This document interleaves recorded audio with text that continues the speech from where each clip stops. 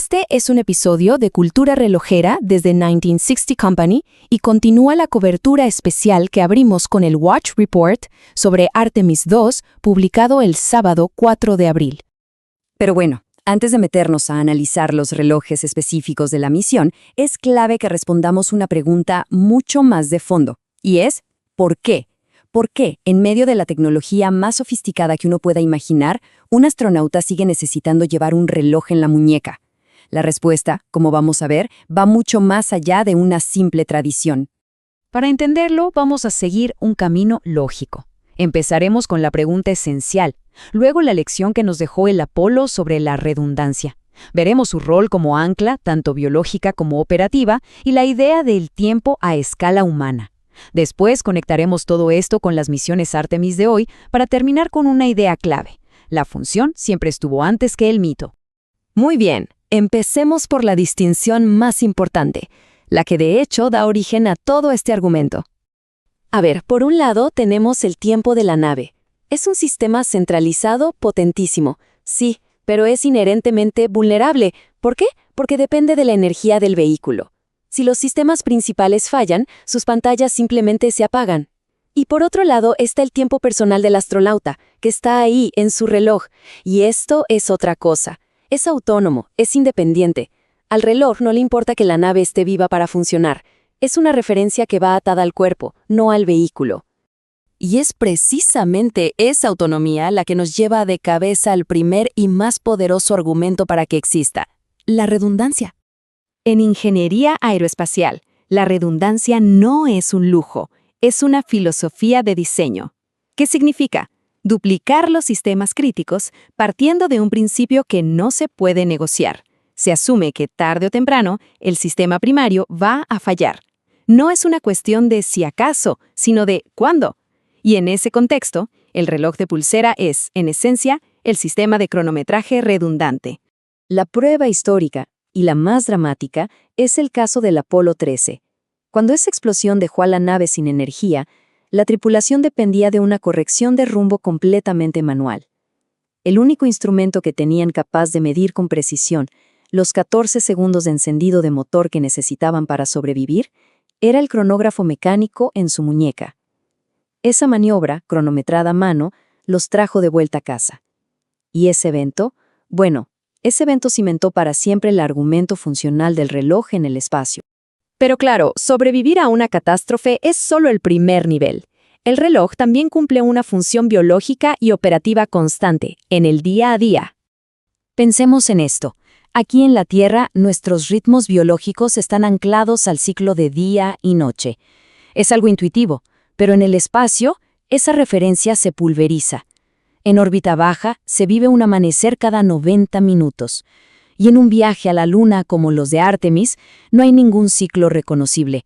El entorno es, literalmente, un vacío temporal.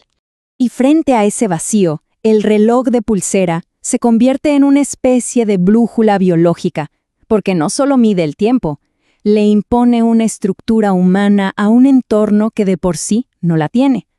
Le recuerda al cuerpo del astronauta cuándo es hora de trabajar, de comer o de dormir, y así mantiene el equilibrio del organismo. Y ya a nivel operativo, la necesidad es todavía más directa.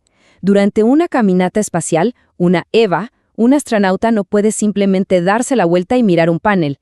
Necesita información crítica de un solo vistazo, en su muñeca. Esta exigencia fue la que dictó el diseño: biseles anchos para poder operarlos con esos guantes presurizados, esferas de alto contraste para una legibilidad instantánea y correas extensibles para ajustarse sobre un traje espacial voluminoso. Cada detalle de un reloj espacial es una solución a un problema, no una concesión estética.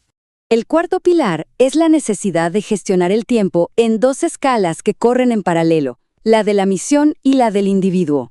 Absolutamente toda la misión se rige por una métrica llamada MET, o Mission Elapsed Time. Básicamente es el reloj maestro, sincronizado con el control en tierra, que cuenta el tiempo que ha pasado desde el despegue. Pero claro, el astronauta vive y trabaja en una escala muy distinta. Necesita gestionar sus propias tareas, cronometrar un experimento científico, monitorear el tiempo que lleva en una caminata espacial o programar alarmas personales. Su reloj de pulsera le da esa autonomía para gestionar el tiempo a escala humana sin depender de los sistemas centrales de la nave. Es, como se ve aquí, el tiempo de uno funcionando dentro del tiempo de todos. Todas estas necesidades, redundancia, ancla biológica, gestión personal, se forjaron en la era Apolo. La pregunta es, ¿siguen siendo relevantes hoy en las misiones Artemis? Y la respuesta es un sí rotundo. La tecnología de las cápsulas ha avanzado muchísimo, es evidente, pero los problemas fundamentales del ser humano en el espacio persisten. La necesidad de un respaldo, de una referencia biológica y de una interfaz de acceso inmediato no ha sido eliminada por las pantallas de la nave Orión. El mejor ejemplo de esto es el reloj oficial del programa Artemis, el Omega X33. Ya no es un simple respaldo mecánico de emergencia. No, es una herramienta digital multifunción, diseñada con la ayuda de astronautas para gestionar eventos de misión, alarmas complejas y múltiples cronómetros a la vez. Es la encarnación moderna de una necesidad que, lejos de desaparecer, simplemente ha evolucionado. Y con todo esto, llegamos a la conclusión central de nuestro análisis. El reloj no se mantiene en la muñeca del astronauta por nostalgia, ni por el peso del marketing. Sigue ahí porque los problemas fundamentales que resolvió en los años 60 siguen presentes hoy. El riesgo de un punto único de falla en los sistemas, la desorientación temporal del cuerpo humano y la necesidad de una herramienta de gestión personal. El reloj espacial no nació en un vacío tecnológico, sino en medio de una explosión tecnológica. No apareció porque faltaran instrumentos, sino porque el ser humano en ese entorno extremo necesitó una referencia personal, inmediata y redundante del tiempo. Antes del mito, antes de la leyenda de las marcas, existió una necesidad humana y operativa muy concreta, y es en esa función donde reside su verdadero sentido. En el próximo episodio cerramos la cobertura de Artemis E2 con el análisis técnico detallado de los dos relojes que protagonizaron la misión, el X33 segunda generación y el Navitimer Cosmonaut. ¿Qué son exactamente?